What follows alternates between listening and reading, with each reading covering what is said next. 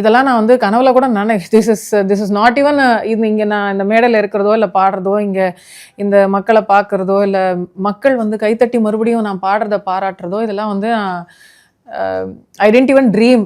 சின்ன வயசுல இருந்து மேடையை பார்த்த ஒரு குழந்தை சின்மயி. இடையில கொஞ்ச காலம்தான் நீங்க சில விஷயத்துக்கு குரல் கொடுத்ததுனால பேன் அப்படின்னு சொல்லிட்டு வாய்ப்பு வரல. இன்னைக்கு அந்த பேனை தாண்டி வாய்ப்புகள் வருது இல்லையா? இல்ல வருது. That's what I'm saying. I don't want this to be mistaken for lack of gratitude or but நானுமே ஜெனரலி வெயிட் பண்ணிட்டு இருக்கேன். சரி okay, when will I actually step out and enjoy this? சரி ஓகே, இது இட் will last அப்படின்னு வந்து எனக்கு தோண மாட்டேங்குது. ஏன்னா அடுத்து ஏதான ஒரு பிரச்சனை வந்துருமோ, அடுத்து திருப்பி ஏதான ஆயிருமோ அப்படிங்கிற. ஓகே சரி, இன்னைக்கு வருதா, இன்னைக்கு பார்ப்போம், இன்னைக்கு கார்த்தால பொழுது விடிஞ்சா புடச்ச கிடந்தா அடுத்த நாளை பார்ப்போம், இப்படியே தான் போயிட்டு இருக்கே தவிர எனக்கு வந்து ஆர் மேபி இது வந்து வாழ்க்கை பதப்படுத்திருச்சா.